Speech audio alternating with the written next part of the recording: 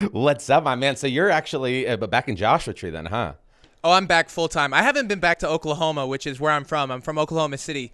I have not been back to town in like 8 months. It's been a long time, but Well, I'm an last official time, local out here now. are you? You're paying taxes now? Unfortunately, dude, the income tax out here is like it's like 10% state. Yeah. Well, California's wild like that. It's a wild place. Last time I think we had you on the podcast. First of all, this is actually a special occasion because you're the first back-to-back guest. All I right, did so well. I got the call back. dude. The first one. If people haven't seen that first one, people need to go check it out. I think it was fire, dude. It was such a good episode. I remember Uh, that conversation a lot actually, and it really was. I don't know. It had impact on me. I remember we talked a lot about scaling, taking on new responsibilities, but sort of like just embracing the fact that you can't do everything yourself, Right. and that letting go of some of the responsibility and trusting people that might actually be better than you to kind of like handle what they're good at. And Yeah. like not long after that, I remember I did a little shoot for Home Depot. It was a show we did called How to Undo. I But saw. Congratulations on it. It was sick. I appreciate it. But that conversation really was, in a way, prep for that. Because for the first time, I was surrounded by a crew of like 15, 20 people that, they were relying on me to do a good take. But I just need to rely on them to get the audio, get the shots they need, make sure the script is what the brand is looking for. All of these things that I don't need to worry about. I needed to just let go so I can do what I needed to do well. And that conversation really was the perfect lead into it. And since then, I've gotten an editor. I've Oh, hired my first sick. person, cranking out more content. So, yeah, that was a really, really good conversation. I remember gaining a lot from it. So I appreciate it. Yeah. Yeah, no, likewise. In fact, I remember one of the things that stand out in my mind that you said, if this what we're doing is a machine, how do we keep feeding the machine? And you used a great example of Rachel Ray, right? Like if she needs to bust out more cooking episodes, well, she doesn't need to cook. We'll have somebody else cook. She's just doing the presenting of the cooking. Yeah, yeah, yeah. So what's changed? What's changed since our conversation? Anything that relates to that? Yeah. Oh, 100%. So I think I started doubling down, right? I kept thinking, okay, how do we just keep busting out more content? And so we went from 2 videos a month to 3. Let's And go. let's go. And I've had my videographer and editor, and he's been killing it, destroying it. He's extremely good at what he does. And when you take that creative aspect away, you can just focus on just being present on camera and creating awesome content. Now, I did decide to scale up a little bit more because I was like, okay, so how we're going to put more pizzas in this oven if this is a machine? So I hired on a guy who would help me build. So perhaps he would be either, it's 2 people doing something, or maybe I start one project, film that part, and then he starts, finishes up the middle part of the project, kind of behind the scenes. Essentially what Chip and Joanna do, where like Chip will come and swing a hammer, and then there'll be a hyperlapse thing of like 12 of his crew members out there, building. Yep. Yep. So You're I doing a tried little that. bit of that. I've seen him Yeah. make some appearances Yeah. in videos too. Yeah, and he's great, he was the perfect person because he had his name is Tyler. He had excellent creative aspect, right? He's a wizard at graphic design. He's been on production teams before, and he's a builder too. So like, and not to mention. What you and I do, we because we're constantly busting out content so often, sometimes perfection has to take a back seat, right? Sure. Yeah. And then yeah. It's got to be good enough for the video. exactly. But then when you're living with it, you're like, you're always staring at that one piece that like, the paint Facts. run up. But he is a perfectionist. And so it allowed for somebody else to take over that role. Now, why am I not doing that anymore? It's funny. I had this conversation with Ben. Okay. And I was talking about scaling. I think I called him on the phone. And Ben's, by the way, dude, huge shout out to Ben Ueda, because that guy, as big as he is the nicest guy in the world to like. I can't tell you how many times like, hey man, can I pick your brain and call you? He goes, sure, call me right now. I'm like, what? Yes. And I'm gonna let you know, because I've lived with him. We used to be roommates for a solid year and a half. He is that way with probably 15 people. So if How do you have Ben that bandwidth? I was about to say, if Ben is that way with you, you're on a short list, and that means he likes you. So that's a Damn. good thing. Because he's not Damn. doing that for everybody. Trust me. I know. Right. Well, it's funny. I think the day Ben and I became ride or die is, remember there was, we were, I don't know if I should say this, but remember we were at a Home Depot event in Atlanta, and there was that I will ultra. take your breath. I will take your breath. Ben got into like this, like kind of like he was like bumping shoulders with this guy, and they look like they're about to get us in an altercation. And then I see like what's happening. I come in there, and I'm like shoulder to shoulder with Ben, and I'm yelling to that guy that he's being held back. I was like, "You don't mess with my friends. I will take your last breath." Man, I was there from the moment I was there from the moment of its inception as that whole moment escalated.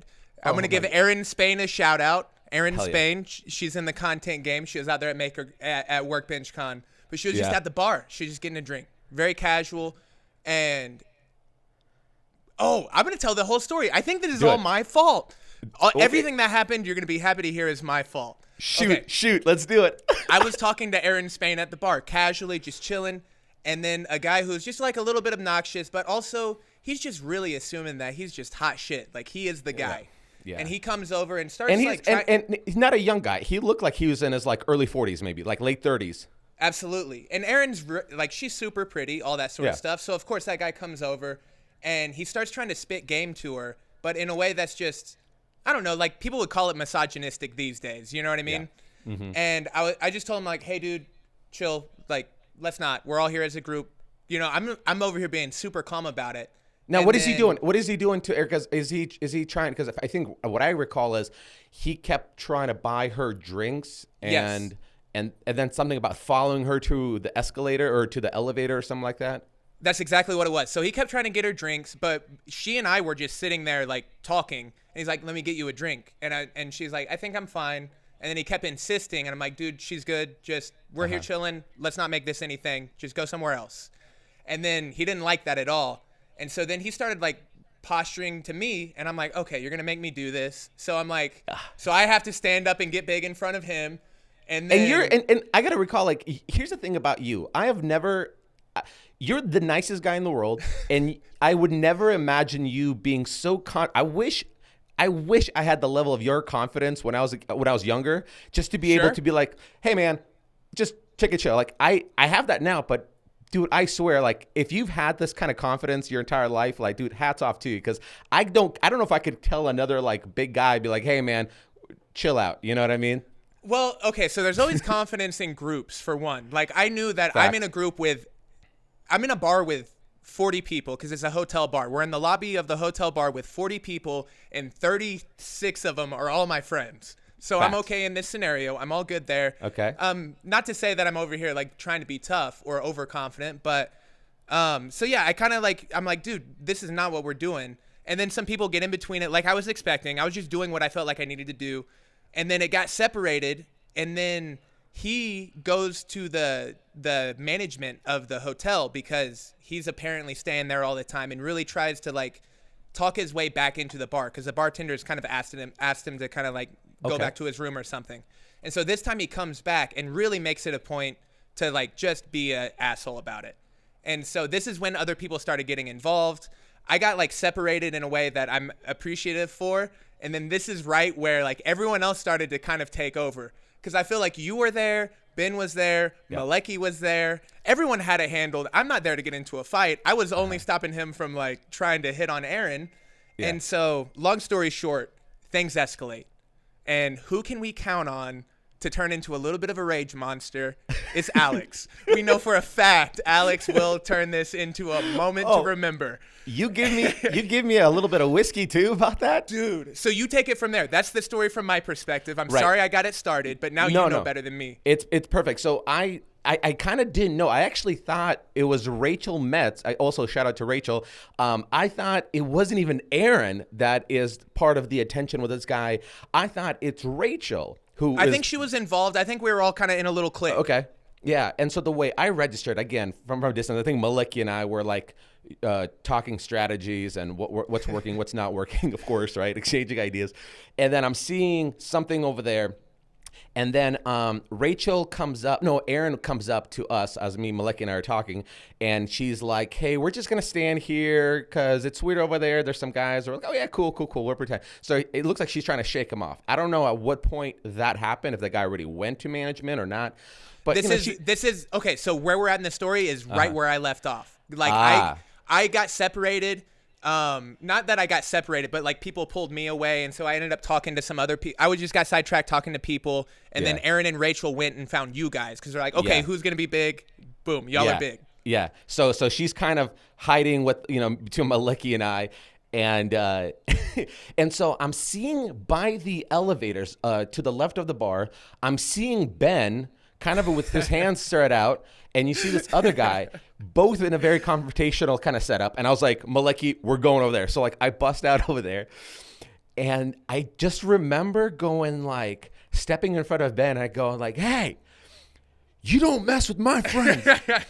And then I'm not realizing, and I have a loud voice, right? So I don't sometimes know how loud I am. And the next thing you know, there's this big circle of about 40 of our friends or content creators. And then I decided to take it from out of 10. And I was like, no, this puppy can go up to 12.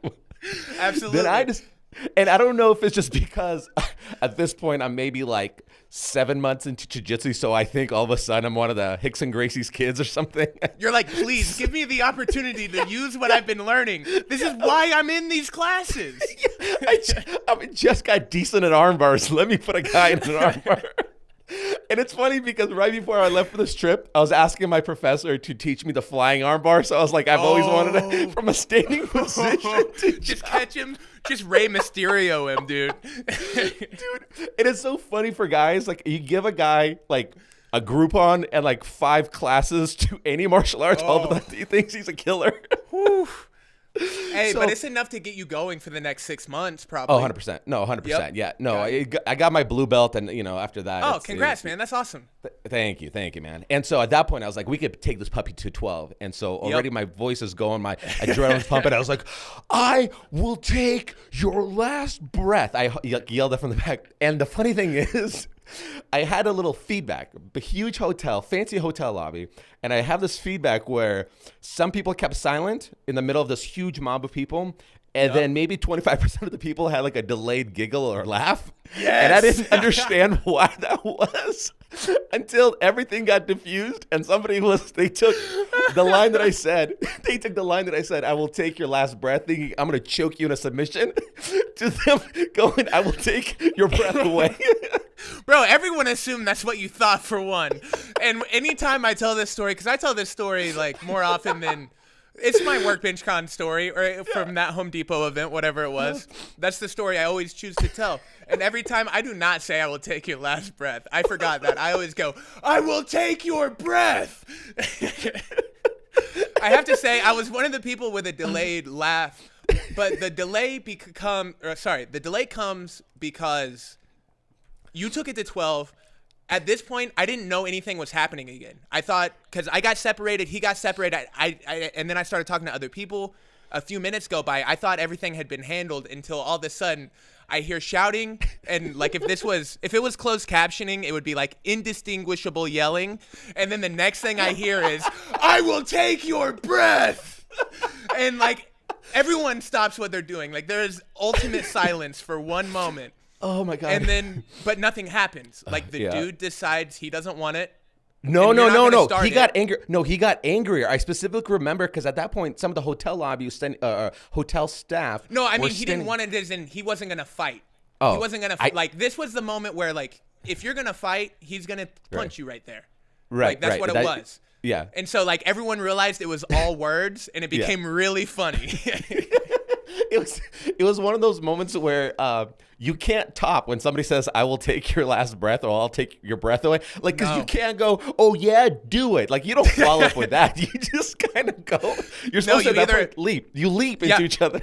You fight or you don't fight. You either fight then or it's not happening. That is your moment. Yeah, exactly. Now he decided he didn't want to fight, but I specifically remember when I yelled that, I saw his anger go even higher, because before it looked like, from assessing the situation, he looked more irritated with the staff, how he was treated, whatnot.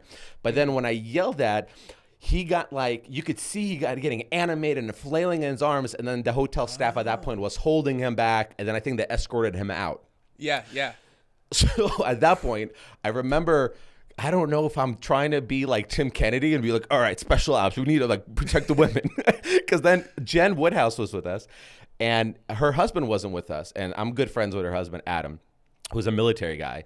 And I was like, Jen, I'm going to walk you to your room. You know what I mean? Like, and so my wife's with me. So I take her to the room, and I think she came out later or something. I don't know. But the next day we get on the bus, the Greyhound bus, to go to the Mercedes-Benz Stadium. It was Atlanta. Remember, right? Which is extra fancy.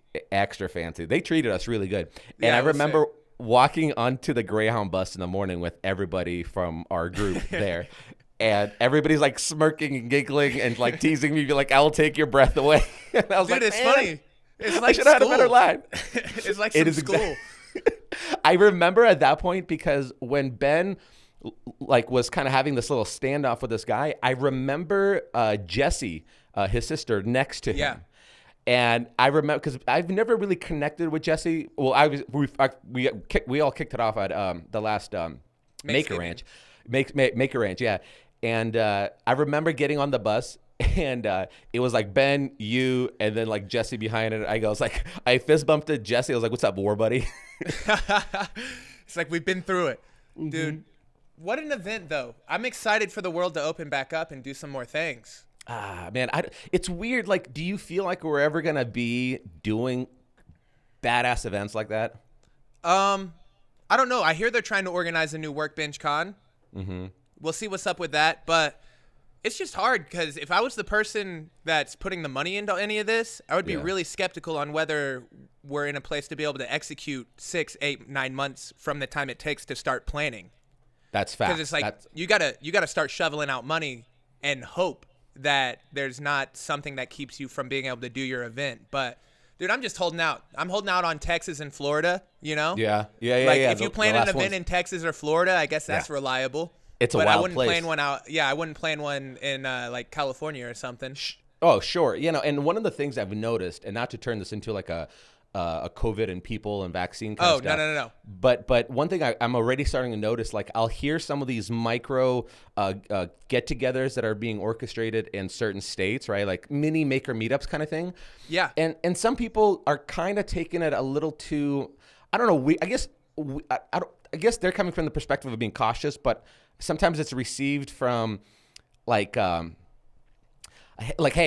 this event only if you're vaccinated. And then are you talking about the Oklahoma City event? Yeah. Like, bro, I didn't go to it. I'm not getting that vaccine, dog. Hell yeah. I'm telling you, you're going to Oklahoma where no one wears the masks. Keep your politics back home. Right. Everyone should just be able to go and have fun. Like, Oklahoma is the place where that's not a factor. Like, they have no mask mandate. There's no rules. Yeah. And it's like other people trying to bring that there, you know? Yeah. It's not that it's there. It's just other people are doing it. Yeah, and it's strange, like, to see some of our friends and acquaintances and colleagues kind of going like, "Hey, we're doing this thing. Please bring proof." And I'm like, "Okay, bro, listen." I'm telling you, I would have gone otherwise. Really? It's in my hometown. I would have given everybody the Oklahoma City tour. Really? Yeah, man. Yeah. I like, to me, I was like, it was weird. It's like, man, I want to come, but like, I don't want to come when it's like this weird. Like, you know, it's as like, I don't care if you get 12 vaccines, 9 boosters, and wear 3 masks. You do your thing, but then don't judge me for mine. And I know that I just had one of the brands I'm working with, and part of the contract that we're signing is like, through the year, okay, we'll do this many videos, but we also want to do a collab where you come shoot the video for our channel, right? Right. So I was like, well, kind of what you did at Home Depot. Perfect example, right? For sure. And I was like, yeah, no problem. And then they're like, hey, so we got with our team, and in order for you to come here, we just want to make sure, like, you can only come here if you're fully vaccinated. And I'm like, well, I'm not. And I didn't make it weird. I go, but they kind of made it weird. And I was like, oh, I'm not. She goes, okay, cool, no problem. Would you be okay if we came down to you with a crew? You know, and I was like, yeah, no problem. We can shoot in my shop, you know, like, no problem. And then she came back again. She was like, well, turns out they changed the rules now that anybody with any of our production has to be, so they're like, can you and your videographer shoot it and then send us the unedited content, and then our editors will put it together. So like, I'm starting to see these like weirdness of like logistics. So I was like, how do we do events where people just don't feel weird and just go based off of their own conscious decisions? Well, I think it's what someone like you or someone like me just believes, like, fundamentally, where if you want to take it, cool. If you don't want to take it, I don't care, because if the vaccine protects you from it, then you're protected. Why are you worried about anyone else? Like, genuinely, people go jumping out of airplanes and it doesn't bother me, even though I know it's dangerous for their health. So I'm not really concerned with it in that regard. Yeah. knowing that if this vaccine is is what they say it is, Right. we'll let time play that out. But if it's actually effective and it doesn't cause any side effects and everyone's good and everything's happy, great. Yeah. No one has a problem. You're protected. Stop worrying about me. I'm not asking for you to be concerned. Well, I don't know where that tagline came, and I don't know if you're as frustrated with this tagline as I am, which is funny from my perspective sharing this because I've worked in healthcare. Like, I've put people on ventilators. That was my gig for the longest time. No joke. And so it's like, to me, it's like the same way as like, so the one tagline I don't get is the marketing of protect yourself and your community. And I'm like, but what does my community have to do with it? Because you can have, they're showing that kids can spread it to other people. They're showing vaccinated people can spread it to other people. They show that unvaccinated people spread. So what is the whole thing about protecting the community? I'm all on board if you're talking about, hey, just make sure that you don't have it as bad so that you don't break down the hospitals. Okay, that is actually a legitimate thing. But apart from that, I was like, how am I protecting the community? If you're vaccinated, fantastic. If you believe that it's strong and good for you, fantastic, good on you. But to me, I'll be honest with you, I have a prediction that the future of maybe 10 years, maybe even more, this is what we're going to have. We're going to have some kind of variant that comes out. And we're just going to have to scramble for another vaccine and another booster and another thing. So that, to me, I'm like, I'd rather focus on strengthening my immune system, dude. I'm 33 years old. I take a handful of, vitamins a day, vitamin C, vitamin D, quercetin, zinc, you know what I mean, fish oil, just because I'm like, hey, I don't know what's going to happen when I'm 40. Maybe there's going to be a new variant, Yeah, I think it's just one of those tough things that, you can always give people grace for any kind of willful or unwillful ignorance that they might have, but it's real difficult once you start researching the effectiveness of the vaccine, the spread of asymptomatic spread, and then also the number of hospitalizations of vaccinated individuals that there are. I'm not signing up to take the vaccine. I'm signing to take up the vaccine and potentially infinite boosters forever. And so, I just feel like there's like a lack of transparency and honesty that I'm not super excited to sign up for. But I think everyone can do anything that they want to do, and I really encourage that because I have a certain set of risks, and they're really, really low. I'm pretty healthy, and I'm 26 years old. Plus, I do all of those things. I'm taking D3 and zinc. I'm doing everything that I need to do in terms of not being deficient in the important comorbidity vitamins and minerals. You're a vitamin D3 guy, not a D5. You strike me as a D3, not a 5. I'm a D3. I don't know much about D5. It's hard to get, apparently. I've never even heard of it. Well, dude, I actually landed on a legitimate supplement company because you've heard Rhonda Patrick's stuff about how a lot of the vitamins, your body doesn't even absorb them. Like there's so many fillers and fluffers and waxes.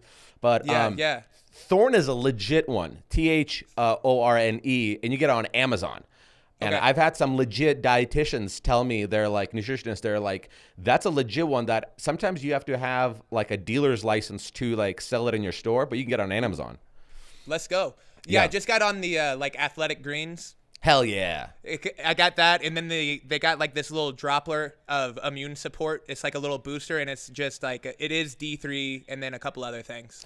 I don't know if because I'm a huge Rogan fanboy. But same. I really want to try the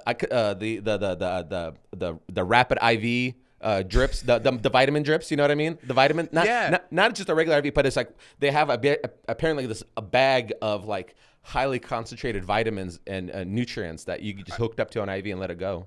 Are you talking about that thing that's supposed to like turn your insides into like a ball? Like it's supposed to be like if you get the drip really aggressively, it like hurts basically. But allegedly, if you smoke weed before it, it's not bad. Hey, there you go. That's what Rogan was saying. Cheers to that. I brought a beer to the show, and I figured you'd like this one. I like it. Natty Ice. I like that. Natty Light. Look at Natty you. Light. Oh yeah, the Patriot edition. Look at that. Yeah, I thought it would just be on the box, but it's on the whole can. It's wrapped in American flags and eagles. Well, you know what? You and I are bonded by needle because you and I are both eagle guys. I think you got one on your leg. I got one on my forearm. Yes, sir. We're just a bunch of Khabibs, the eagles. Yeah. I'll take it, man. I'll take it. So what's new in the world of building for you? Like, what are you working on currently? The house is coming together. Yeah. Oh, I wanted to finish off when we were talking about, I got a guy that helps me build, and it was awesome. And then I was talking to Ben. We had a crazy segue here. And then I was talking to Ben, and Ben's like, "What is the hardest part of your job right now that you're doing?" And I was like, "Okay, great question." And I'm like thinking, I was like, "Well, I have the best job in the world. I get to build for my house. Brands are paying me money to invest real estate in my own house. Like, it can't get better than this." And I was like, "Okay, what could it be?" And then I realized I have a certain level of anxiety come every day for production, because I have to now think, instead of what I'm doing for the day, I have to think for efficiency what this helper of mine is doing. Yeah, You know you're what I playing mean? in 3 people's days. Exactly. And then materials and all that stuff. So you're like, technically, your life's supposed to be easier, but you're almost project managing. And I realized it gave me a level of anxiety where sometimes I was like, I don't want to shoot today. But then I was like, wait, but you can just say, hey, let's take today off and go back tomorrow. So I realized that was adding to it. So it kind of worked out where he started working more on his side hustles, where people would hire him to do, like, he had like awesome gigs. Like, he would do beer labels for like companies. Like, he designed some pretty high end stuff. So he's like, hey man, I can't really help you out for a while because my I'm busy with these side projects. And I go, well, this is perfect because we just finished all the major stuff in the house, like floors, stuff that takes a long time. And so I was like, hey, this is perfect because there's kind of no work for you right now. But that anxiety went away. So it's like, now it's me and Kyle, my videographer, and it's nice where it's like he has like introverted kind of tendencies, and I want to just focus on what I'm making. And sometimes I don't know he's there. He's like a fly in the wall, which is awesome that I just focus on and he has never done this thing where he's never been like, hey, can we retake that shot? Or, hey, can you walk with this board one more time? Because I'm like, he just captures it where he needs it, and then he makes it work.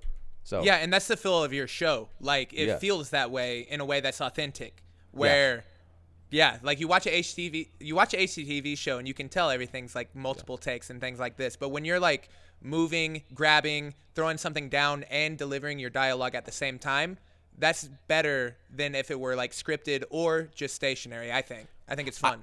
I love the way you described it. You said show, because what people like you, me, Malecki, a lot of us are doing is we've transitioned out of this bubble of I just have hyperlapsed voiceover stuff, and you don't know my personality, and I don't know if we could call it a show before. Before, it used to be just like, I have these tutorial videos. Then now we have evolved this thing that if we wanted to, and I always talk to Ben about this because I was like, hey, can we make this work? Whereas like, we could sell it to Netflix if you wanted to. You know what I mean? Like, if you bundle up a series, you could be like, because you're paying for my personality on the screen. For sure. And I love that you called it a show, because I think we are transitioning now to shows. Yeah, I imagine. And dude, just the time scale of it. I remember whenever I started YouTube, I had a rule that a video couldn't be longer than like 3.5 minutes, I want to say, because this whole algorithm that YouTube has did not value like watch time in minutes. It only mattered like how many clicks you were getting, and then whether or not people were clicking away. But the length didn't really matter. Like, they didn't value a view of a video that was longer than 10 minutes any higher than a video that was longer than 3 minutes, because they hadn't done those mid-roll ad breaks yet. And this is back in the day. This is back in the day. So for YouTube, they actually incentivized shorter videos because they only had the option to play an ad before a video or after the video. So they could fit in 4 short videos in the same amount of time it takes to do one long video. So they get 4 opportunities to serve ads. Yeah. But then that completely inverted whenever they started doing mid-roll ads, to where if your video was longer than 10 minutes, now it's a video longer than 8 minutes. The ads that YouTube bakes in, like the little pre-rolls or the afters, like they'll stop your video halfway through a certain point and do a little skippable ad or whatever. And so that completely changed the game. Because before I was doing best practice, I was doing what the algorithm says, but then they changed it up, and now they're saying, hey, we want the same thing that you used to pack into 3 to 6 minutes to be 10 or more. But I'm not going to make my content less dense when it comes to like information. So I've got to figure out how to add some entertainment. I've got to figure out how to add some creative variety in what I'm building and how I'm shooting it to like make it more interesting. And then just scaling up the projects, I think, helps a ton too. Like, you just got done doing that whole bathroom.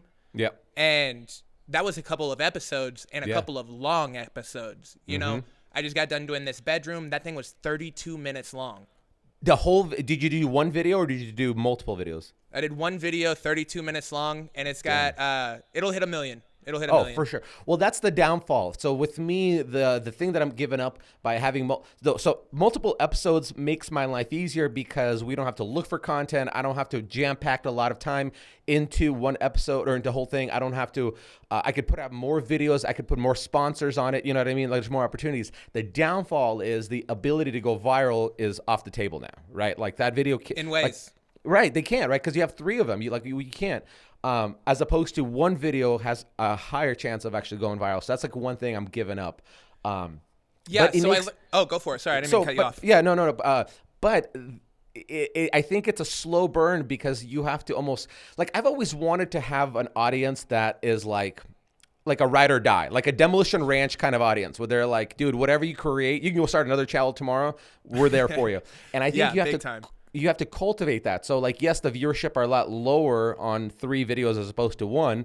But at least you're kind of creating people who are like, I want to come back. And I want to come back later. So we just started this thing where on a Patreon, which we just started this, but I took Schulte's advice where they have, unedited, not unedited, what are they called? The extended version of a video. So my videographer, what he'll do is like when he'll edit, he'll come from like 4 hours of content and bring it down to 3 and 2. But once he gets to the 1 hour mark, we now take a piece of content that has a lot of information, but it's like an hour long. And for the ride or dies, they can watch that on Patreon with ads free. Ad free, and guess what? It gets to be released earlier because it's not condensed to an 18-minute video yet. So people can watch videos a week before they go live. Yeah, that's funny. You're actually earlier on in the edit, so you get to export that and then keep working on it. No added work. No added work. Yeah, and that's the way to do it, man, is you got to like make your content have more legs, or the time you're putting in, make it go further. And the Patreon model that the podcasts have figured out, whether it's between doing an extended show or a bonus weekend episode, things like that, man, there's a lot to it. I'm curious to see how it plays out for you. I know Rachel just started a Patreon as well, and she's like a month into it. Mm-hmm. And you already see like, okay, now you imagine this kind of success over 12 months and you're like, holy cow. Yeah. This is something. I'm definitely not, the problem with my Patreon is I used to push my Patreon hard and I would put it on, like give them the producer credit, you know what I mean, in the end, right? Like Patreon supporters. And then I started like hating that because I was like, I forgot to add this person on there. It felt a little too tacky to me personally. So I was like, I don't want to do that. So then I kind of shut my Patreon down. Then again, listening to Flagrant 2 podcast, listening to Delia's podcast, and I was like, this is brilliant because you guys are giving up 1 extra episodes and it's the extended version. Now, I don't think I have the bandwidth to put out an extra episode specifically for Patreon, but as we're all seeing, and I don't know if you're seeing it the same way as a lot of us are, like we're seeing viewership decrease on YouTube, right? Like, I don't know if you are, but there's a significant droppage. Are you seeing that on your end? I know what you're talking about. I'm always fluxing. Right now, I'm on a wave back up, but I have been on a wave down. Yeah. Interesting. Yeah. Well, I've been still on the same wave down, and Malecki and I were talking the same thing. He's experiencing the same thing. And, you keep hearing some people, either the platform's is in their favor or the algorithm's not in their favor, or perhaps something horrible happens and you get canceled, right? One thing I noticed is what can't be taken away from you if you have something behind a paywall that's completely yours, completely separated, and you're like, I don't care about the brand money. Like, this is coming in from that side of things, Yeah. So. I hear that times 1,000. And I don't know if there's like validity to the idea of being able to like completely cut away sponsors, because I know that's a lot of people's idea going into it. I don't think that that's necessarily possible, but the idea of just having more creative freedom and knowing, hey, maybe just 1 project a month, or the time that it takes to do 1 project a month, we've got this Patreon money to play with. Let's do something that is more experimental. Let's do something that might lead to a piece of content that is viral, but a little outside of the box. I know Malecki does that sort of stuff all the time. Not necessarily that it's Patreon that's causing him to do it, but I always look at John Malecki, and he's always throwing like a weird tentacle out there to see if something sticks to it. And then when it does, he's like the first person to double and triple down on it. Yeah, I definitely respect people when they experiment with content and not just like stay in the same lane and be like, oh, I'm afraid to move out of here. But I can see how Patreon would allow you to do that more, because when you're taking sponsors, you know, you want the videos to do well, and you also want to do things that are creatively fulfilling, but you really find a compromise of reliable content. The more content you make, the more you know what people are kind of ready to expect from you. And you know, like, okay, this idea has legs, but this idea really has good potential. So you prioritize it. Especially when you want the brand to get a good video out of it and all this sort of stuff. But if you're not really focused so much on that sponsorship aspect on some of the content, you know, it just leads to some cool experimenting, I imagine. Yeah, you know, one of the first time I was able to take the biggest like refreshing breath of air was when I stopped working with brands to try to integrate their product into a thing and just did ad reads. And I used to think ad reads were like they're tacky, they nobody wants to watch your videos, your audience retention drops down. But there's a way to do it, specifically like in the beginning parts of your videos where you're still at the apex of that bell curve. And you just bust it out. You're like, hey, somebody needs to pay for this video. The brand paid for the video. You're like, cool, let's go back to just having the creative freedom. And that's how I've been really trying to embrace it too, where it's saying like, yo, thanks for the support. Back to the build. Like, we're just going to give it thanks to the sponsor and move on. Like, every once in a while I work with a brand where they do like integrate. Like I just got done working with Scotch painter's tape. So it's like, of course that works its way into a project, but I know what you mean where it's like, I just want to make it concise, effective for the brand, but let the viewer know that like we're not going to waste your time. We're going to do our best to make it entertaining. Like if I can think of anything funny, I'm going to do it. Yeah. But realistically, you know, it's treating it like a show. It's that same idea going back to it where no one gets mad about a commercial break in TV, but it's been standardized and they know what to expect. So maybe there's a way of developing this consistent way of whether it's at the beginning of the video or in the middle of it, just letting the audience know like, hey, it's never going to be too long.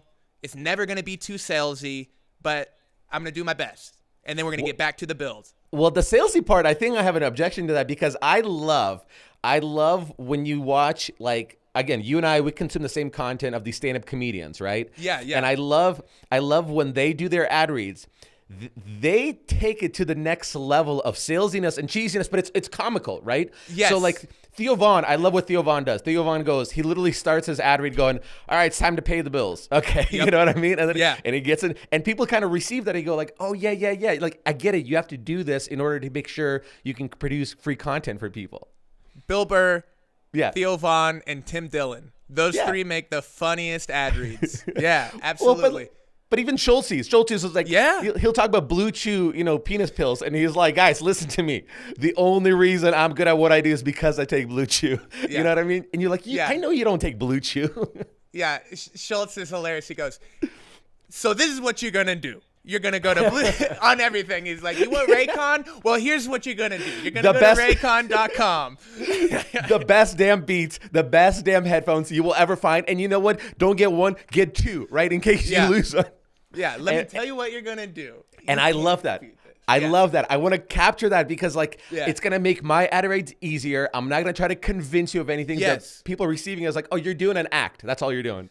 Yes. So in a way, it's like that is salesy in the way that it's effective, but it's not salesy in the way that it's like corny and old school. Right. It's just saying like, you know what we're doing, so let's have some fun with it. Yeah, I hate it. I remember I always share the same story, and you'll already know the brand, but I going back to like integrating their product, I had like this year-long project, video or contract with a brand, and it was a torch brand. Obviously, you probably already know. Okay, I've got a couple guesses. Right, and I was building this, which a video that it performed exceptionally well. You were a torchbearer?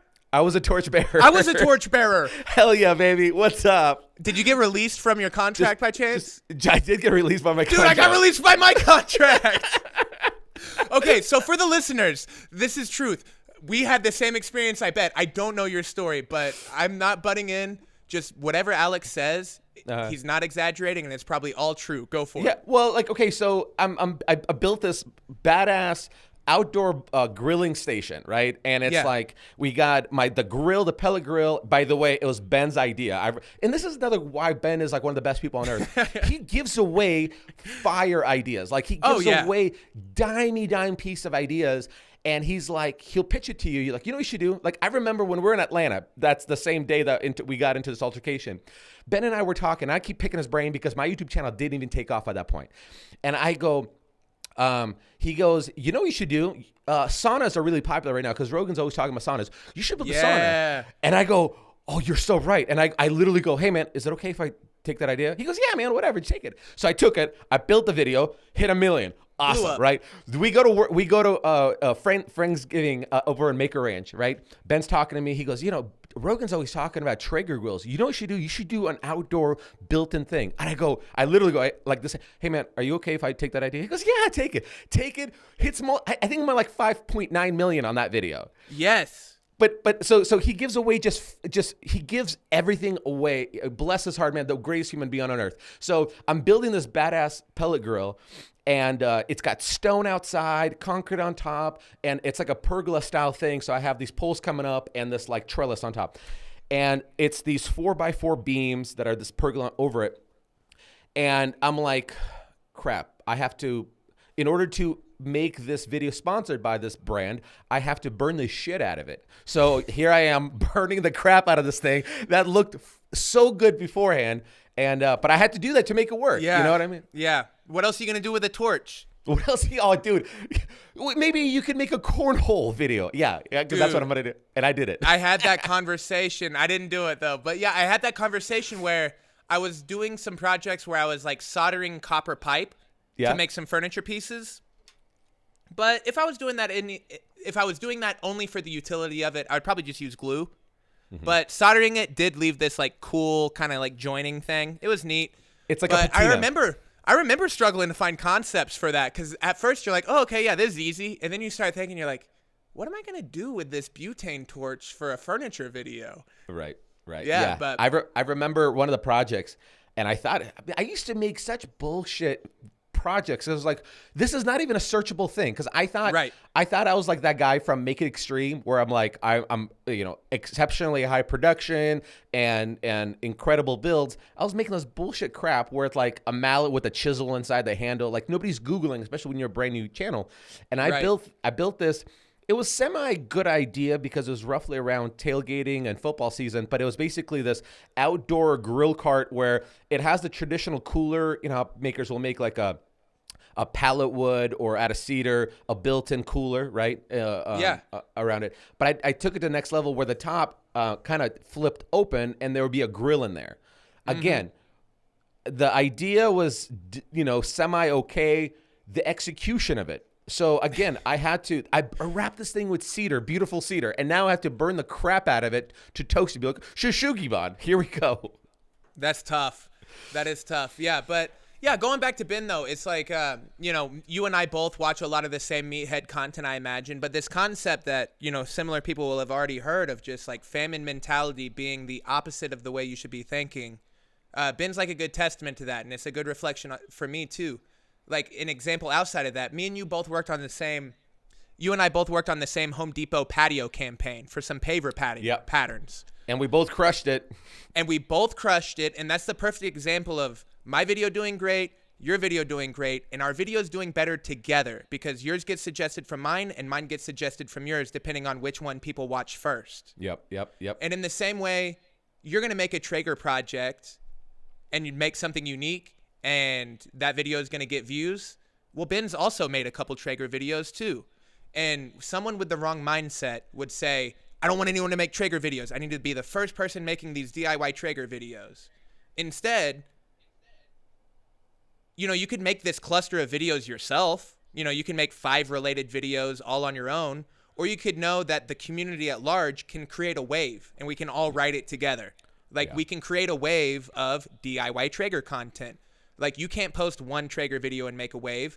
Ben can't post one Traeger video and make a wave. But if you have a couple, Ben has a couple, Malecki has one or two, all of a sudden there's like a whole, hours worth of content for people to watch. Yeah, exactly. And I love that you have that perspective of that community perspective, the rising tide raises all ships. And you've had it since the day that I've met you. I mean, for the last 6 years, I feel like you and Ben have always had that. I think Malecki had that as well. I just never got in with Malecki, so I didn't know yet where he stood on things. It's just people who keep giving information away. And not to mention befriend you really quick. Like, I mean, I've seen you. You were always like you and Ben and a lot of other creators and Brad were always like these lions on top of a hill, like that are crushing it in the space. And these micro influencers like myself would come in and be like, I'm looking up to that person, but we would be too shy to like talk to you guys or whatever. But you, like, I remember seeing you at like maker events going and like chatting with these small account micro influencers. And I just thought it was one of the coolest things ever. Yeah, man. I always tried to, like, even in those situations, like, start conversations. Obviously, I'm receptive if anyone's down to approach me, but just like walking into a circle and being like, "What's up? I'm Mike," and just introducing myself to everybody for that reason. Like, you are that person, and now you are you. Mm-hmm. I was the person you're describing. I was that. I specifically started Modern Builds watching this maker content genre. It was very small at the time. There was like 8 channels that you would consider in the bubble. Excuse me. We're going to have to edit that. Had a loogie. Okay. No, don't edit it. It's all good. At the time, there's like 8 content creators like on the hill, like what you're talking about, and some of them have like gone away now, and new people have taken their place. I'm totally willing to say that. But I was looking at the landscape and I saw Ben from Homemade Modern and I saw Bob Claggett from I Like to Make Stuff. The two of them had characteristics that I liked a lot. I liked Ben's design sense, and I also liked his take on building. The idea of saying, I'm just going to meet people on their first 10, 15 projects. If they graduate beyond me and get new tools, that's fine. Like, there's content for them, but I'm going to do everything that people just getting started have access to. And then I looked at Bob Claggett from I Like to Make Stuff, and I just saw a little bit better production value. Bob was willing to speak to the camera rather than only doing voiceover. And it had like a little bit more like real time rather than only tripod time lapses. And so I said, oh, I can be right in the middle of this. Like, I don't have the personality for it now, but I think that I can do a lot of what Bob is doing. And I think that I have, not like great design taste or anything like that, but I can bring in some design elements that people will appreciate as well. And that's an aspect that I took from Ben. And then just broad aesthetic. And so from the jump, I was that. I was a hybrid of the 2 channels that I saw a middle ground for. And so it would just be silly for me to not see other people in the same scenario because I was hungry. Like, I dropped out of college and I gave myself a 1-year window to make this successful where I was going to have to be an accountant. Oh, that's an accountant. Like, I was going to have to go to college and be an accountant if I didn't make Modern Builds work. So I had the fuel. Like, I had the fire. And I know that there's just as many people out there. So I'm not trying to make enemies. Like the way me and Ben could have been enemies if Ben didn't do the first step of introducing himself to me and being nice and not even extending an olive branch, but just opening communication and being pleasant. Like, we commented back and forth on a couple of things. And then one day he sent me an email, and I don't know if it was this email or a couple emails later. He was like, oh, Ryobi's looking for some new people to bring on board. You want him to hook you up with some stuff? If not, no worries, but it could be cool. Good way to get in with the brand. I'm like, yeah, for sure. That sounds great. And that led to a Ryobi deal that was great. You know what I mean? I was with them for a year before I started working with different brands. And so I lived the example of it. So it'd be really silly for me to not know that there's benefit in doing it. You know what I mean? Yeah. And so, I see the people that are making waves and the people that I'm friends with, naturally, I'm going to support them 1,000%, knowing that they're either going to be somebody trying to knock me off of where I'm at, or they're going to all be a part of the group and we're all just going to get famous together. Yeah. Yeah. Which is exactly what happened, right? Like, everybody got famous together. Well, no, bro, we're not even there yet. We're like 4 years away, You think so? Like, dude, HGTV isn't producing another talent. They just don't have the reach. They can't make a wave anymore. What about Magnolia? Magnolia is the new kid in town. That's what I'm saying. When? 8 years ago? Well, no. Magnolia. Didn't they come out with the network, Magnolia Network? I mean, have you watched it? I have not. They signed. Do you know that guy Doodad that makes Facebook videos like skits? Oh, I actually do. Yeah. Where it's like remodeling skit or something like that. Yeah. Like all the stereotypical stuff.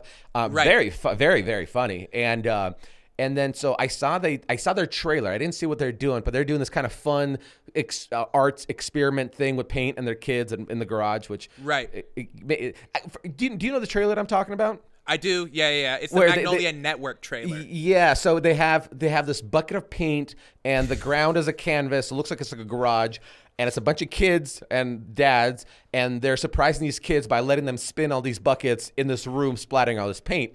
Yep. Listen to me, as a dad and somebody who has some high levels of clean freakness, that gave me such a panic attack. And it also made me feel like the worst shitty father ever, because I'm like, I would never let my kids do that.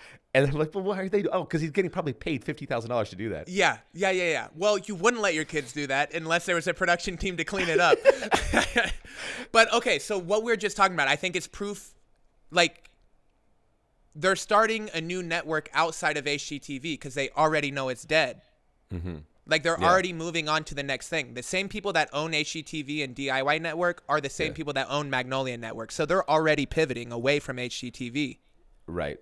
You're also reminding me of the season when Schulte was talking shit on Netflix and how Netflix is dying, and it's just like a dying thing that's buying content and just trying to not die. And the next thing you know, the pandemic hits and he signs a killer multi-million-dollar deal with Netflix. And then he goes, you know what? They're actually pretty good. They're doing fine.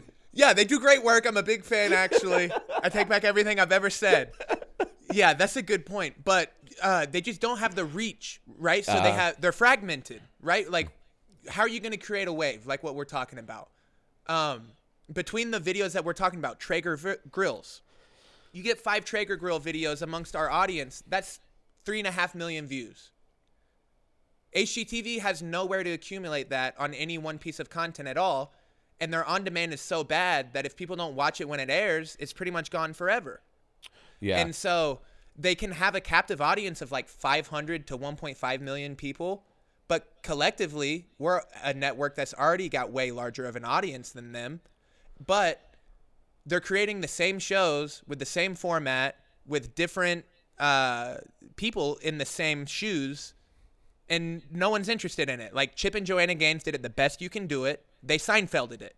Yeah. Like, there was never a show like Seinfeld as good as Seinfeld. They just did it the best it can be done, and then you move on. You change the sitcom format, and you do like Malcolm in the Middle now. You know, you take away the 3-wall set because it's done the best it can be done. Mm-hmm. And now the 3-wall set of the sitcom is like the artificial version. That's the HGTV version. Yeah. It's fake, it's scripted, it's too produced. We know that it's not real. The whole Malcolm in the Middle, like, we're going to shoot this in a real house so we can break the 4th wall. It makes it feel more real to people. This is the evolution of the sitcom. That's what we're doing now. We're taking down the 4th wall, and we're showing people what really renovating places is like, good and bad. So are you saying there's a natural evolution of our own in-house network that we're creating as creators? Yeah, I think so. It's like it's inevitable that the cream is always going to rise to the top of whatever group or situation you're in. But collectively, if you were to pair the group of us that all get along well and could work together, like in a little hypothetical, we're bigger than HGTV easily. Yes, well, especially when you put all the viewership together, I think our numbers would crush them out of the water. Yeah. Now, one thing I had an idea, and it's not my original idea. I got that inspiration from, again, we consume a lot of stand-up comedian podcasts, but have you listened to Your Mom's House with Tom Segura and Christina? Oh, yeah. Okay, so. You already know. Right. Oh, man, there's so many good quotes from that I want. You didn't follow Proto. Yeah. I love that they created their own, and Brandon Schaub is doing the same thing with Thick Boy, but he's still working on it. But they have Your Mom's House, which it's a YouTube channel that has their podcast on it. They have Roach Motel podcast on there. Dr. Drew is on there, and I think they have one more. The comedian Ryan Sickler, I think is his name. Ryan Sickler, yep. And then you have Where My Mom's At, Christina. Yeah. So that's basically and Two Bears, One Cave. Dude, and that show is so great. That's my favorite. I mean, Bert and Tom Segura are just so hilarious together. They're the best. They're so good. They're the best. And so within that, I asked Ben, I remember texting him, I was like, why don't we do that? Why don't we start our own Your Mom's House YouTube network and get with creators who are either on the come up, right? Who are creating some crazy good content, but they just don't have the audience, and then promote them because they're creating content for our essentially network on our YouTube channel. You know what I mean? Collectively. Yeah. And it's kind of crazy because you go through this evolutionary process of understanding how to make your content perform. And then you see people that have content that's good, but they haven't learned all the lessons and how to get it in front of people yet in terms of working the algorithm and working it and posting it in the right places, doing all the best practices. Mm-hmm. What you're talking about is like, using the people that not have it all figured out. That's the wrong way of putting it. But the people that kind of got a grasp on it, using them as like the spearhead, but also using that as an ability to, one, give people without that audience some attention, but also use those people's productivity and get more content. Because it's like, it's great content. It just needs people seeing it. Absolutely. Absolutely. I look along the same lines of looking in the future of content. What's been really blowing my mind, first of all, that's why I'm trying to double down on podcasting, right? Yeah. I think a lot of us have started podcasts that some people I know. And I mean, this is my second podcast. My first one, we had to shut it down because it wasn't the right timing. It wasn't the right flow for what I have. I had to create something completely separate and it just didn't work out. By starting this Next Door Neighbors podcast, it's two people, my wife and I, who are in the social media space. We're bringing our audiences in, and how easy it is to create content. For you and I have been shooting the shits for an hour now, and it felt like 5 minutes. You know what I mean? Dude, it's been fun. and people want to listen to it, and so you're like, how can I build something that my life only becomes easier, but I also want to enjoy? Because to be honest with you, I'm 33. I'm still super young, but it's like I look at my age demographic, and I don't know if I want to do this much work creating YouTube videos, renovating houses when I'm like 50. You know what I mean? Like, I don't. Right. I'd rather. I hopefully by that point I'm just investing in real estate, but I'd rather do podcasts when I'm 50. You know what I mean? So you're kind of like building something for the future. Yeah, it's like the dream is to always do content. Exactly. And that has no concrete direction because life shouldn't be that concrete. That's something Gary Vee talks about all the time, that risk or that fear of risk. Mm-hmm. The older you get, saying like, okay, I'm 23 now. I feel like I'm already locked into life. Well, if you think you feel like you're locked into life at 23, turn 26, turn 30, turn however age. But it's really important to be able to go for a new thing. Whether that's saying like, okay, I'm going to start a new style of content, start a new podcast. It doesn't matter because I can drop the things that don't work. Yes. And I'm trying to do... Go ahead. Go. No, I was just saying I'm trying to do that with videos a little bit. Like in the past 10 videos, like I've had one where it's like a tool review, like an Amazon like really good buy. And it's just like, is this worth purchasing or not? The second one was I had a repair that needed to get done at my house in the middle of a project. I called the plumber and he's like, yeah, I can be there tomorrow, but it'll cost $750. And I know what he's going to do is going to take him an hour and a half, And so I'm like, okay, great. Let's make this video. Yeah. I guess I'm going to title it something along the lines of plumber quoted me $750, ... Then this happened. I'm just going to clickbait it. But I've never experimented with that before. But, well, for one, hiring an editor like we talked about earlier kind of gives a little bit of freedom in that. But that's what we all need to be doing. And that's the thing that, Gary Vee is kind of talking about is like, don't be afraid of taking on a new thing. If it doesn't work, drop it. But if it does, you didn't miss out. Yeah. What's also interesting is guys like you and me, I don't think we can ever not create content. Like, no. I mean, think about it. Like, no. To me, I remember I would have to like stop myself sometimes. Like if it's the weekend, I'm like, okay, try not to work. Like, yeah, I'll still do some honeydew chore list around the house. But sometimes I'm thinking like, oh, it'll be cool to like get this on a story, of doing this and that. Like I was running hot tub wire through my attic. It was 150 feet of it. And it was hell, right? I was sweating, right? It was horrible. I'm hauling this thing that weighs like 75 pounds of cable. And then I was thinking like this would be such good content, whether it would be comical or informatory. Informatory is not a real word, is it? I like it though. Informatory. Hey, irregardlessly, it worked great. I love it. Two guys that didn't finish college. Perfect. But we're on the hill. We're upstairs, baby. Yeah. We're upstairs.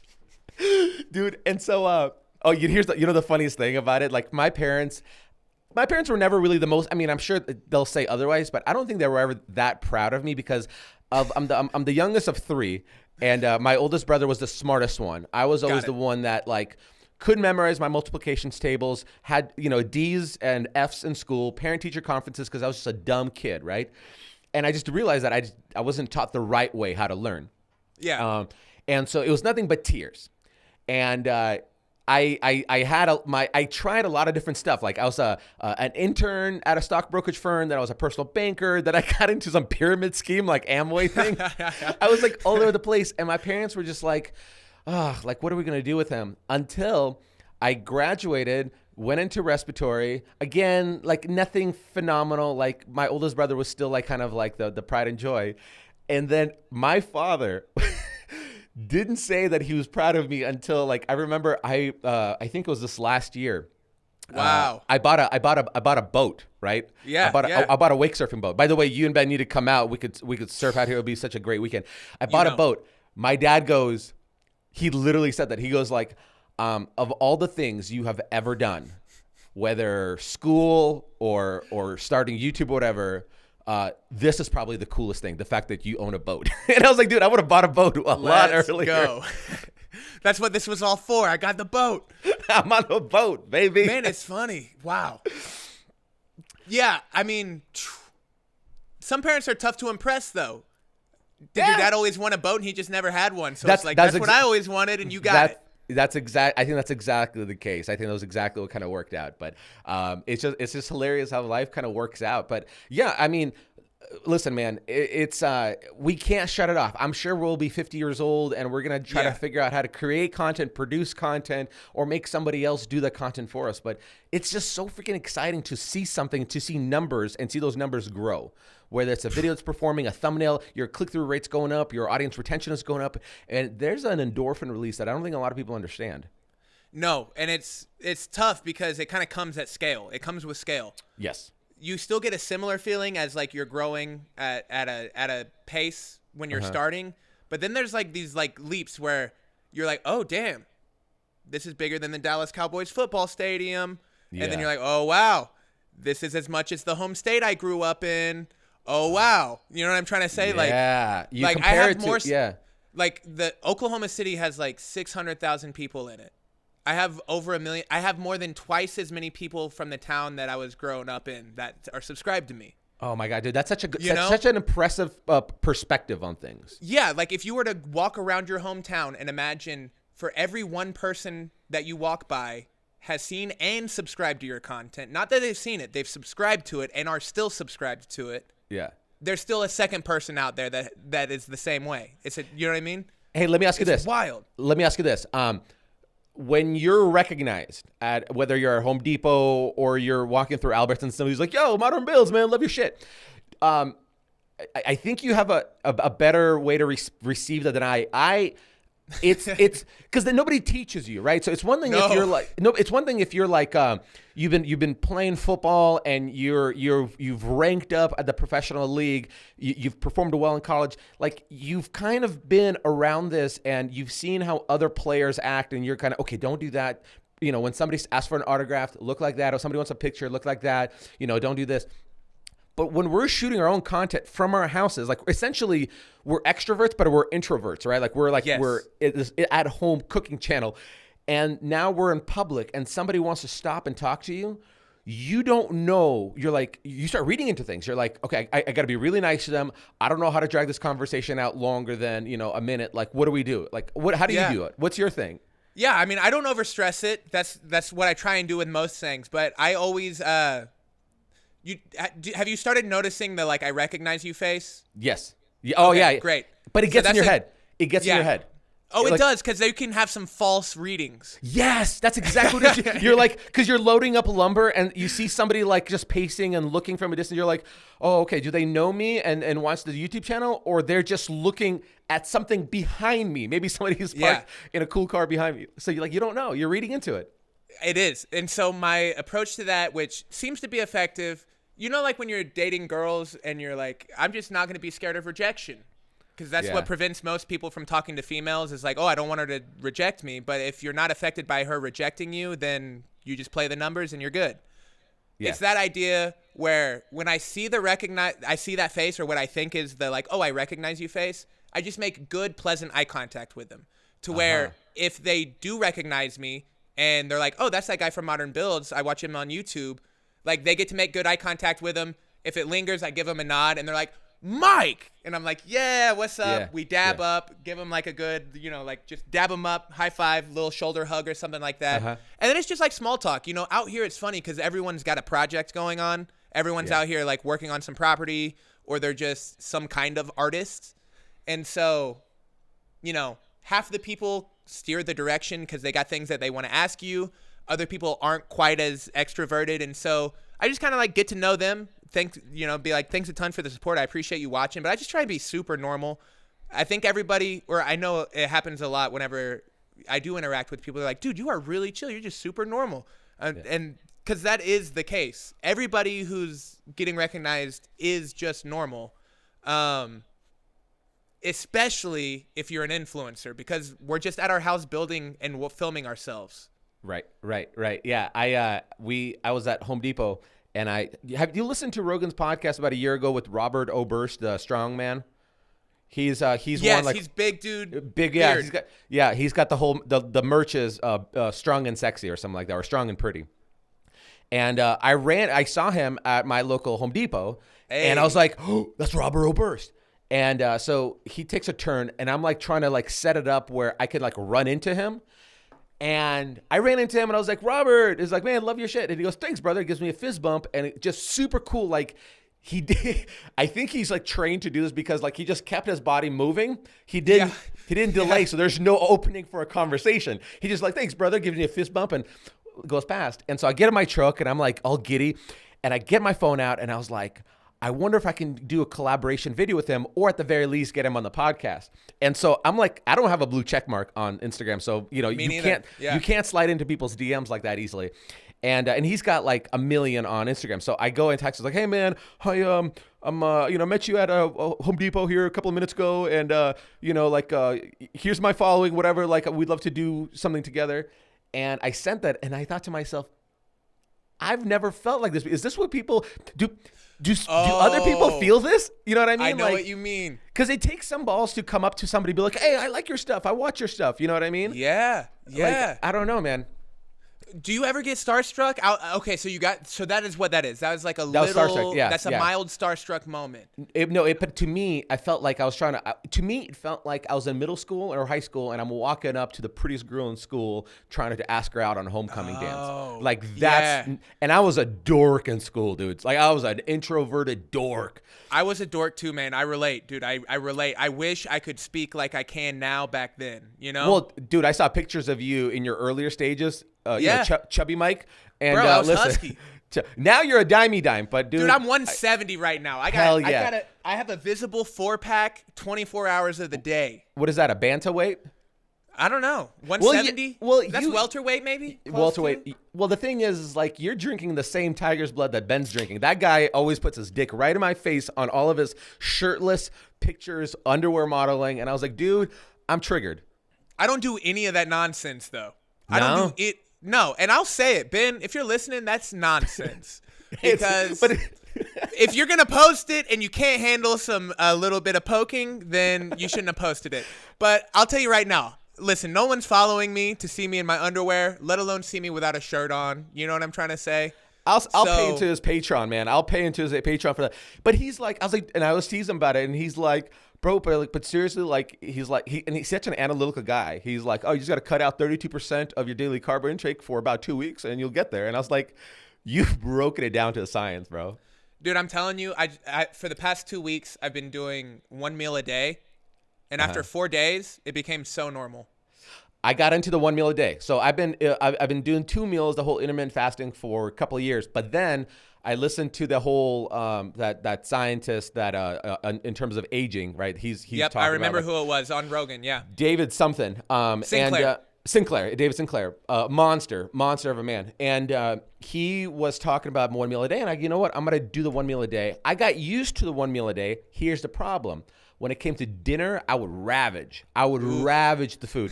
And it almost, the amount of calories I was putting in, it was like, I might as well have been eating this whole time. And I did it for maybe a month or two, and I never saw any change in weight. So I was like, I guess I'll just go back to regular 2 meals a day and just intermittent fast. Yeah, because ultimately, it's not only calorie restriction that is accomplishing losing weight, but if you're talking about like just an effective tool in cutting some body fat, Yeah. whatever way you can get to calorie restriction, whether it's a ketogenic diet, intermittent fasting in different intervals or whatever it is, I think a lot of people put a lot of weight. They're like, ketogenic will make you skinny. But I think they failed to mention ketogenic will make you eat about 60% less calories overall, and you'll just lose weight because of that. It's not necessary. It's like that causation correlation sort of argument that happens a lot. Yeah. So if you can eat and do intermittent fasting twice a day, but still have less overall calories, then it would make sense that is more effective. Absolutely, and I'm pretty sure the booze intake now all of a sudden you're like, well, you're replacing your calories that you would have eaten with calories that you're drinking because you're having an extra glass of bourbon at night. You're like, oh, great. Or you're just drinking liquid food throughout the day in natural light. For that, I mean, listen, you're being a patriot, right? You're supporting American jobs. You're hydrating, Yeah. And that's carbs, and carbs are there to sustain your energy. So listen, I think you're you're on track. Thanks, brother. That's awesome news. That's really good news. Oh man, we dropped some knowledge on these people. We taught people about the efficacy of the vaccine. We've taught people about nutrition. We've taught people Okay, we're deep into this episode, right? Yeah. I don't think we've said anything to offend anyone, but I think we've said enough things that people will be like, okay, this episode's not for me, right? So the people that are going to click away have clicked away. Well, what do you think about this vaccine, dude? I know, we hit the vaccine pretty early. I think we hit That's what I'm saying. Dude. Whew. We should have saved it for towards the end, at least keep some of the people, but, I think... We sabotaged the watch time on this one with that vaccine talk. Well, you know what? I think Irene and I have cultivated, this is episode, I think, 55, and I think we've cultivated our audience to kind of, from some of the stuff that's come out of my mouth, I think we've cultivated a good audience for this. Dude, I imagine, because I think sometimes about, like, if I had a show where it was me and it wasn't the Modern Maker podcast with Chris and Ben, yeah, I would be saying some reckless things, dude. But and that's if you lived here, I swear you and I would have been doing some kind of podcast together. We would have Two Bears, One Cave, bro. Two Bears, we would be kinging and stinging like no other. gang, buzz, dude. And the thing is like the best part is like when both people are in the influencer space, that you can both bring your audiences to it and kind of weed out the people who are like, I'm only following you because you're remodeling houses, and there's other people who's like, I want to just hang out with you. And I think this is what we wanted to create. Man, I think if we were in person, we would for sure have a really fun show, because I got hot takes on things, but I don't really share them because I don't really ask it of other people. That's not what I'm following them for, so I don't really do it myself.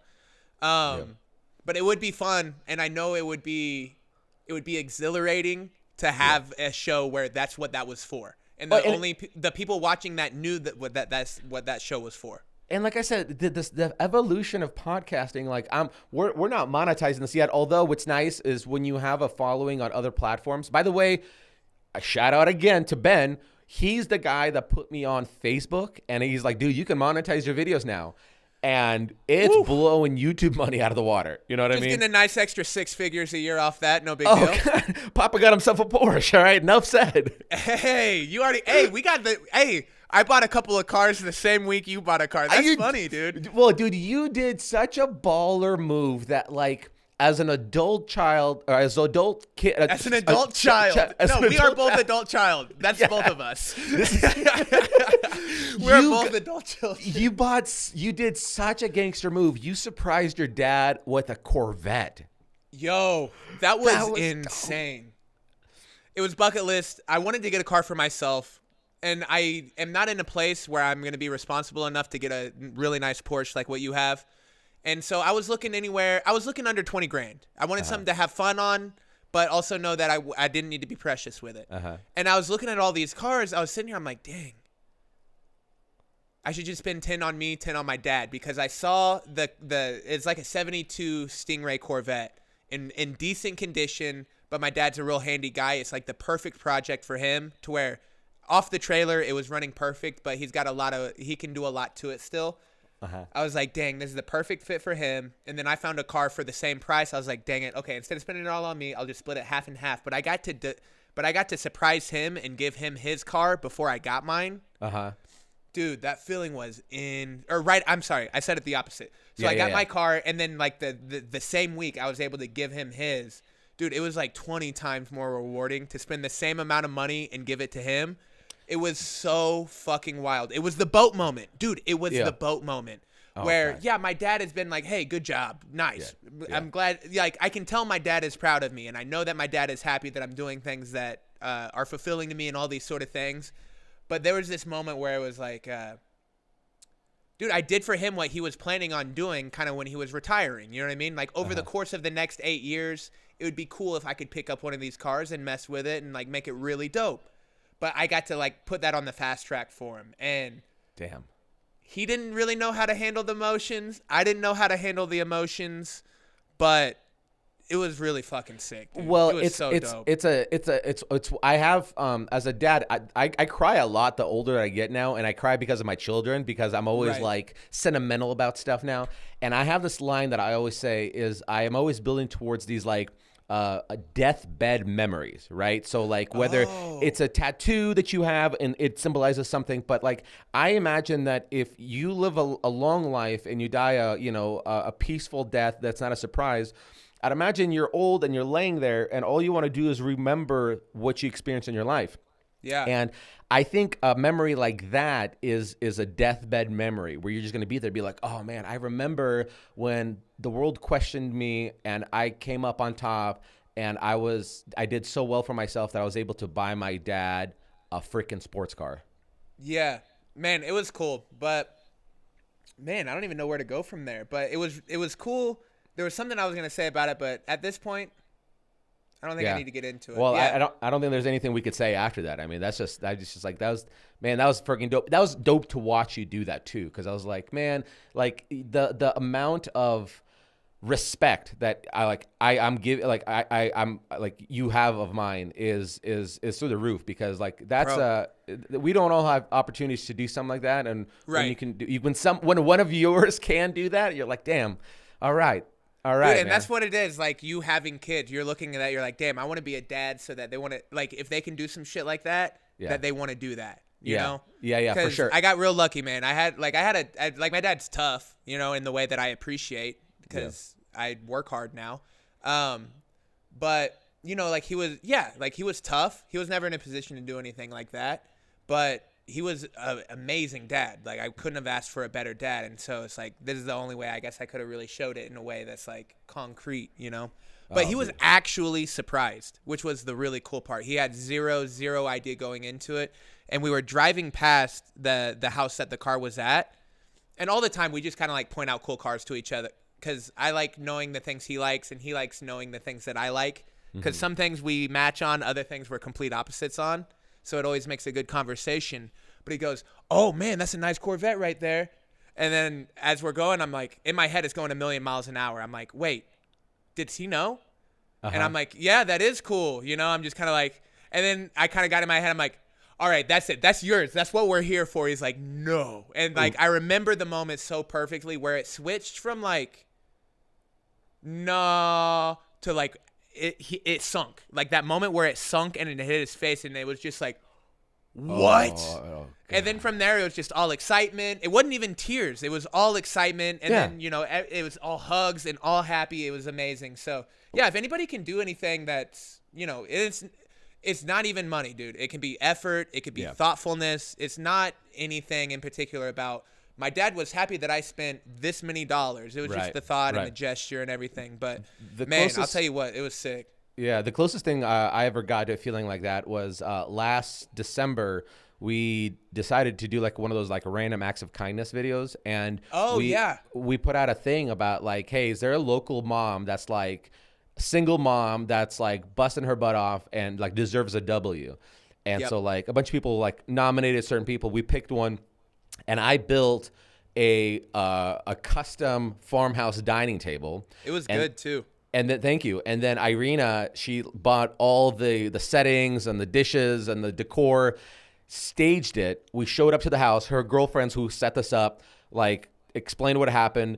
And then, like, she was blown out of the water, had the reaction. And then on top of it, like, gave him, like, $1,000 cash for the kids as, like, Christmas presents. And, like, we all documented, and, like, we come out, and Kyle did a fire job editing that. Like, it was such a perfect setup. And, like, we left that, and I looked at Irene, and I was like, that had to be like, can we do that for the rest of our life? Can we just experience moments like that? So. And that's the part where I know that there's this like YouTuber thing where like people get real critical of giving things away because there's people that do it in a real selfish and like self-rewarding way. Yeah. But I remember when you posted that video and I just thought like, dang, it's a genius idea for content, of course. But I was just like, dude, what a good idea. In the way that it serves everything, because we're all forced to make good videos. Like you can't make a video unless it's a good idea. Yeah. But this was so cool in the way that you were able to actually do something charitable. Yeah. And then you also did the thing. Was that a friend of yours that was in the service, like while he was deployed or something? You surprised him and he came back. Yep. Exactly. That was so rad. Like all those ideas, man. Like it's good for the content of it, but that's not the reason to be doing it. No, it's just kind of like, again, we have the best jobs in the world where, again, brands pay us money to do whatever we want. Right. And that's it. It just so happens that whatever we want, what's working for our channel, is building things or remodeling things. And you're like, well, why can't I do that for somebody else? Like the only inconvenient factors is like I have to be at their place if it's like I'm remodeling their bathroom or something. But like apart from that, like there's really no, like nothing's out of my pocket, like except my time, you know? So it's like, you kind of like, how do we make a world maybe a little bit better place? And so, you know, things like that. Yeah. And dude, that's what we're all trying to do anyways. Like you have that in your videos. Like there is a fundamental base layer of just positivity and just saying we're going for it. Where, you know, the more content that gets made that way, I think it's a good thing because everything's dark and we're living in a dark reality. Yeah. So if we can have more content where there's some light to it, I think that's a really good thing. Hell yeah. Well, hey, Mike, man, dude, I love every time you're on the podcast, and I think we're gonna get you. And I appreciate that you're filling in too, because this was like a last minute thing. Our guy. Do you want to put the person on blast who it was supposed to be? Can we call him out right now? Yeah. Let's do it. So it's Man Spot. He's come on. Yeah. Huge following though. Okay, huge patriot. No, he's a great guy. He's just always super busy. But yeah, we'll reschedule. But yeah, we'll have to make these regular things. We'll call it like hot takes with Mike and Alex. I would be down, man. Eventually, we'll just start our own little sideshow. There you go. Like, I know we're joking around about it, but if there's ever a situation in the future where it does make sense, I'm 1,000% open to it. Same. And just so you know, this is exactly how the Modern Maker podcast got formed too. I was just on an Instagram live, and Chris Salamone goes, "Hey, you ever think about doing a podcast?" And I go, "Well, I would if we can loop Ben into it." And so I pitched it to Ben, and he said yes, and then we just started shooting the shit. I love it. Whenever it makes sense, man, we can push some buttons on the internet. Oh, for sure. And I think for one of these, we definitely we got to put something on the books. You and Ben fly out here. Yes, we'll absolutely. do a weekend at the cabin. We'll take the boat out. Maybe even skiing this winter. We'll take it to the sauna, and then we'll do a live podcast, and it'll be awesome. Awesome, brother. Well, I appreciate you having me on. I'm honored to be the first repeat guest. If anybody doesn't follow me already, I'm at Modern Builds on Instagram, on YouTube. You can find me there. But more importantly, just go watch Mr. Build It.